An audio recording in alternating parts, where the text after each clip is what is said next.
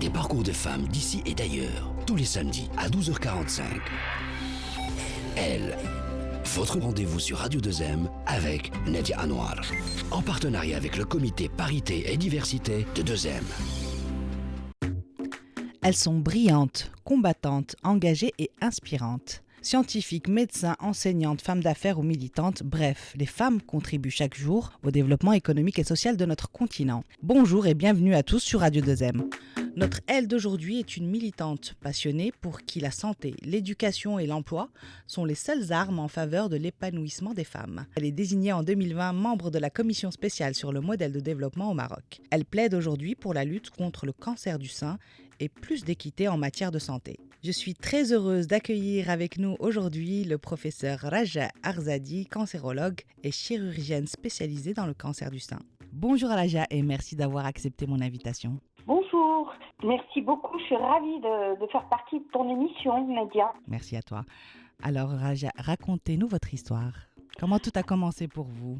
Je suis maman de 2 garçons, je suis l'aînée d'une fratrie, j'ai grandi, étudié à Fès, avec un milieu familial moyen, tranquille, avec beaucoup de bienveillance, et seul comptait en famille le travail. Donc on a grandi avec cette notion, avec cette ambiance de rigueur et de travail. Voilà, c'est un petit peu mon enfance. Qui te caractérise tant. La valeur travail est importante, effectivement. Était très importante et compte énormément. Puis après, c'était le grand rêve, le rêve de toujours, la chirurgie.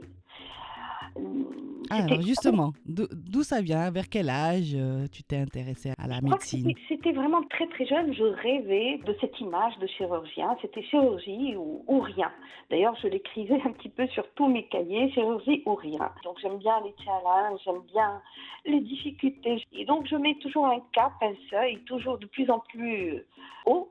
Et je mets le cap et puis j'essaie de me donner un petit peu les moyens pour y arriver.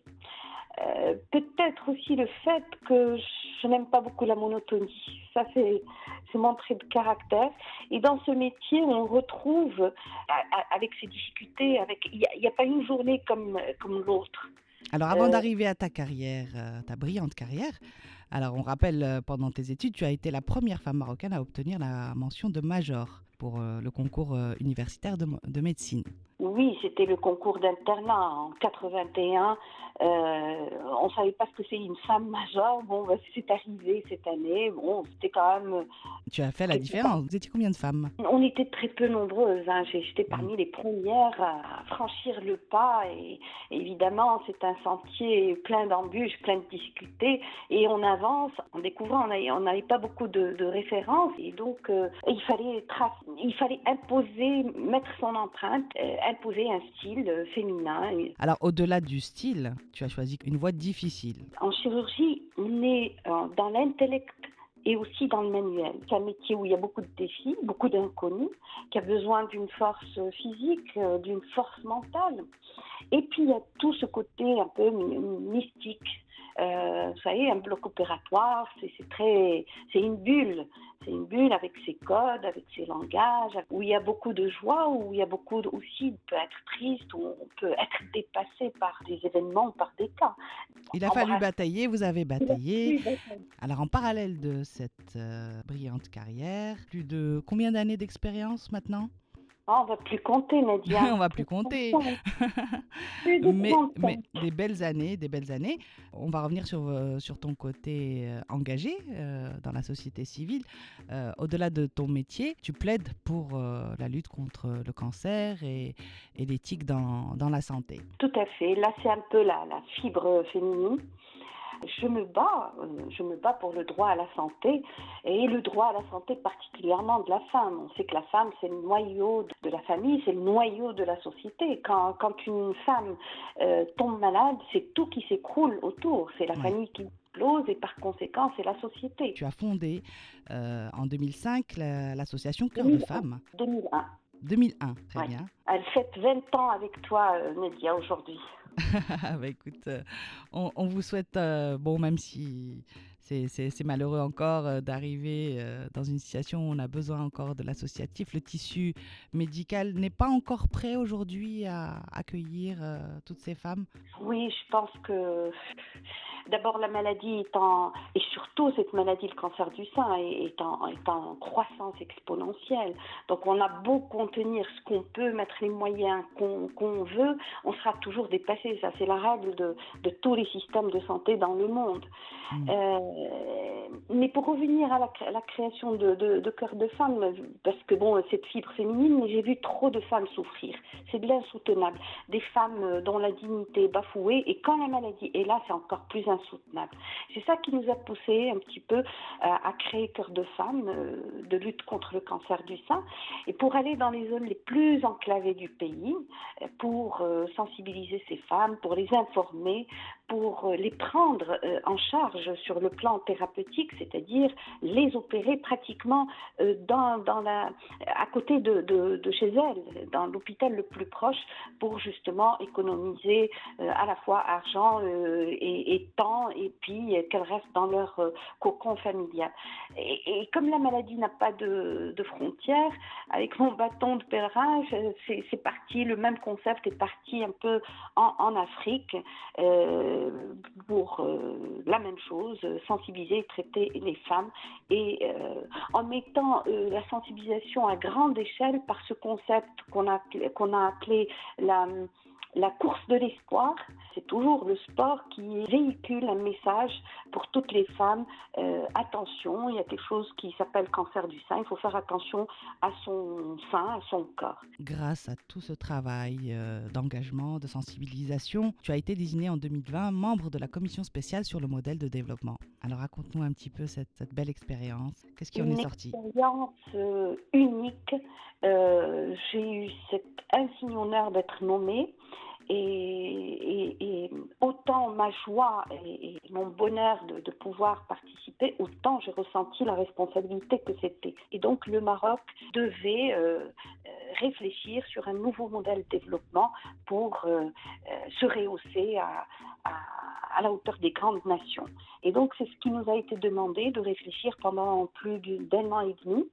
Et évidemment, de part que je suis médecin, la réflexion et les recommandations ont été surtout au niveau du secteur de santé, puisqu'il fallait réfléchir comment, et surtout que la crise Covid est arrivée en plein milieu de travaux. C'était la surprise, une crise planétaire, inouïe, qui a fait chambouler tout, qui a fait réfléchir sur tout, et en particulier sur tout ce qui est économie de vie. Là, la santé devient une priorité, et donc la réflexion d'une refonte du système de santé a été dans ce sens. Alors aujourd'hui, vous militez pour une diplomatie sanitaire. En quoi ça consiste exactement ? Oui, Nadia, c'est un petit peu tout mon parcours, tout ce que j'ai cumulé comme expérience, et surtout cette dernière expérience au niveau de la commission, qui me font réfléchir. Il y a aussi tout ce travail, ce bâton de pèlerin à travers l'Afrique qui m'a valu d'être nommée consul honoraire. Et tout ça me fait réfléchir et me fait réagir. Ne pas oublier aussi mon intérêt à la géopolitique de la santé en Afrique. On disait la maladie n'a pas de frontières, n'a pas de visage, n'a pas de couleur. On s'en rend bien compte, oui. Tout ça fait réfléchir. Et nécessite d'être en lien étroit avec tous les États, toutes les communautés. C'est ça. On ne peut plus vivre seul dans son coin. Il y a une notion qui est importante, parce que dans tout ça, il y a la santé qui m'anime, priorité des priorités. Alors, on est égaux. On est égaux devant la maladie. On devrait être égaux aussi devant les soins, et donc avoir une couverture sanitaire universelle. Si on peut être concurrent dans tous les domaines, ça peut être acceptable, mais il n'y a pas de concurrence par rapport à la santé. Et donc, la diplomatie qui classiquement est dite politique, les enjeux politiques entre pays, et économiques surtout. On voit que l'économique prend une importance depuis ces dernières décennies, mais là, ça se faisait, mais le Covid a fait accélérer la réflexion par rapport à cette diplomatie dite sanitaire. Parce qu'aujourd'hui, on va dire qu'un diplomate peut être un peu médecin et un médecin peut être un peu diplomate et comprendre les enjeux dans les deux sens. Un diplomate, c'est celui qui va d'un côté protéger la population à l'occasion d'une crise, que ce soit le Covid, il y en aura d'autres crises pareilles. Le deuxième rôle, c'est de réguler les flux migratoires et on l'a vu avec le Covid, des gens qui étaient bloqués de l'autre côté des frontières. Il faut trouver des solutions et ça c'est le rôle de la diplomatie. Et le troisième rôle, qui n'est pas des moindres, et c'est celui de la négociation. Et on l'a vu, toute la bataille autour des tests, autour du vaccin. Mais les changements climatiques et tout ça vont faire que ces crises vont être de plus en plus nombreuses. Il va falloir être outillé pour avoir des négociations beaucoup plus fortes, beaucoup plus rigoureuses, prévoir les choses beaucoup plus en avance, puis négocier tout ce qui rentre au pays qui peut avoir une répercussion sur la santé du citoyen. Merci infiniment, Raja, pour ton témoignage. Merci Nadia. Merci à vous de nous avoir suivis. Je vous donne rendez-vous la semaine prochaine pour une nouvelle histoire d'elle.